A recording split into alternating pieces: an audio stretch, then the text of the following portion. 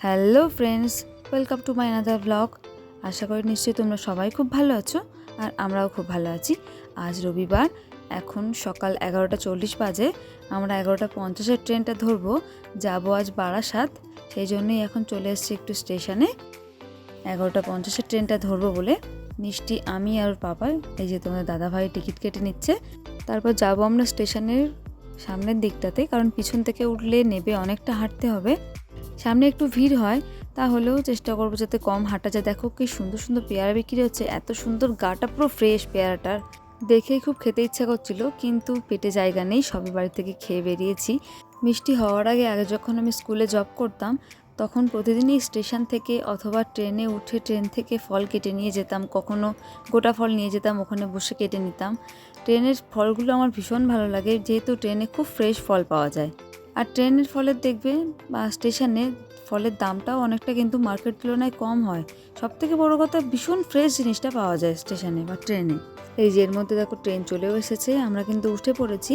খুব ভিড় আজ ট্রেনে, বিশেষ করে এই টাইমটা খুবই ভিড় হয়। এর পরের ট্রেনটা গেলে হয়তো একটু ফাঁকা পাওয়া যেত। মিষ্টি সিট পায়নি, আমি আর তোমাদের দাদাভাই দুই সাইডে দুটো সিট পেয়েছি, তাই মিষ্টিকে আমি কোলে নিয়েই বসেছি। ও একা একা বসলে খুব অসুবিধা হচ্ছে দাঁড়াতে পাশে, যেহেতু পাশ দিয়ে প্রচুর হকাররা যায়। এই খেলনাটা মিষ্টি এখন উঠে পর ট্রেনে কিনেছে। এর ভিতরে 1, 2 আর এবিসিডি দেওয়া আছে। আমরা কিন্তু বারাসাত পৌঁছে গেছি।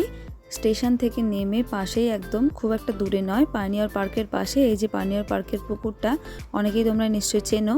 আর ওই পাশে দেখো যে প্যান্ডেল করা আছে, ওইখানে কিন্তু রথ হচ্ছে, মানে আজকে হলো সোজা রথ। দেখো, গল্প করতে করতে আমি তো বলতেই ভুলে গেছি যে আজ আমরা কোথায় যাচ্ছি। আসলে আজ যাচ্ছি আমরা মিষ্টির থেরাপি করানোর জন্য। ডাক্তার তো গত বছরই বলেছিল থেরাপি করানোর জন্য, কিন্তু ঠিকঠাক জায়গা পাচ্ছিলাম না এতদিন যে কোথায় করাবো। একটা জায়গাতে একবার করিয়েছিলাম গত বছর একদিনই, কলকাতায়, কিন্তু সেটা অনেকটা দূর হয়ে যাচ্ছে। মিষ্টিকে নিয়ে প্রত্যেক সপ্তাহে যাওয়াটা খুবই সমস্যা। আর এই ট্রেনে ভিড়ের মধ্যে ও একদম ট্রেনে বসতে চায় না। এই যে আমরা পৌঁছেও গেছি দেখো। আবার থেরাপি করিয়ে আমরা ওখান থেকে বেরিয়েও পড়েছি। এই যে রথের সামনে এইখানটা দোকান বসেছে, জিলাপি, বাদাম ভাজা, পাঁপড় ভাজা, আরও অনেক কিছু আছে। এখন যেহেতু সবে জায়গাটা গোছাচ্ছে, সন্ধ্যাবেলা রথটা নিয়ে আসবে, ওই জন্য সব কিছুই এখনও ইনকমপ্লিট রয়ে গেছে। এখান থেকে যাচ্ছি আমরা এখন সেই বারাসাতের তোমাদের দাদাভাইয়ের বান্ধবী সোনালি দিদি, ওই দিদিদের বাড়িতে। তাই একটু মেয়মোড়েতে এসে ওখান থেকে একটু মিষ্টি আর একটু কেক নিচ্ছি। এখান থেকে নিয়ে আমরা এবার টোটোতে উঠবো, উঠে যাবো দিদির বাড়িতে। এখানে এখন এই 1 সপ্তাহ ধরে মেলাটা চলবে।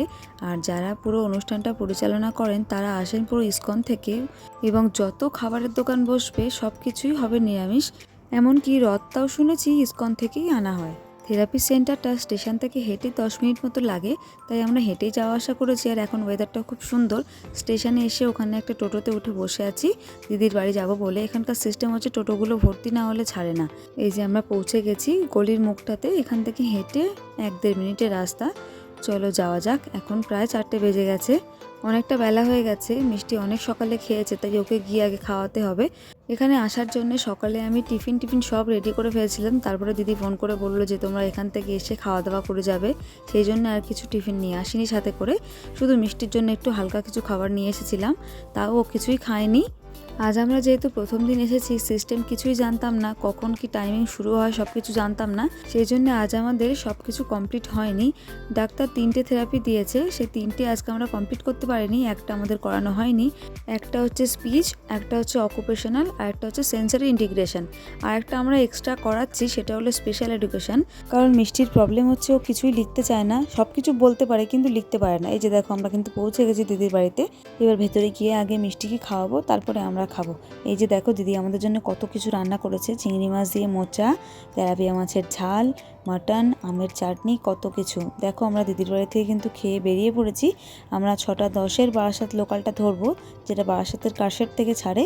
আর দিদিদের বাড়ি থেকে বেরিয়ে এইখানে হচ্ছে কারশেড থেকে মানে ট্রেনটা যেহেতু কারশেড থেকে ছাড়ে, সেই জন্য স্টেশনে ঢোকার আগে কিছুটা এখানে আউটিংয়ে দাঁড়ায়।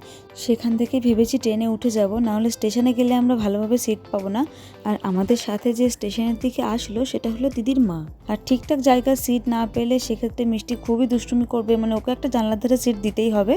ওই জন্যই আমরা এই ট্রেনটাতে যাব বলে ঠিক করেছি। এই যে ট্রেনটা মনে হচ্ছে দিয়ে দিয়েছে, কিন্তু এই ট্রেনটায় কি হাসনাবাদ যাবে সেটা তো আমরা শিওর না। সেই জন্য চলো একটু সামনের দিকে গিয়ে দেখি, দরকার হয় ওই সাইড দিয়ে আমরা ঘুরে উঠবো। সব দিকেই সিঁড়ি করা আছে, উঠতে কোনো অসুবিধা হবে না। শুধু ভয় লাগছে ট্রেনটা ছেড়ে না দেয়। উঠতে যদি না পারি তাহলে তো আর স্টেশনে গিয়ে সিটও পাবো না, সিট কি ট্রেনটাই ধরতে পারবো না, কারণ এখান থেকে স্টেশন অনেকটা রাস্তা, পাটির ওপর দিয়ে যদি যেতে হয় নাহলে আবার ঘুরে টোটোতে উঠে যেতে হবে। হ্যাঁ ঠিক আছে, এইটাই হাসনাবাদের ট্রেন। এবার তাড়াতাড়ি করে ট্রেনে উঠে পড়তে হবে আমাদের। প্রথম দিকে হচ্ছে একটা জেনারেল কম্পার্টমেন্ট থাকে, কিন্তু সেটাতে কোনো ওঠার সিঁড়ি ছিল না, সেই জন্য আমরা একটু পরের দিকে যাচ্ছি।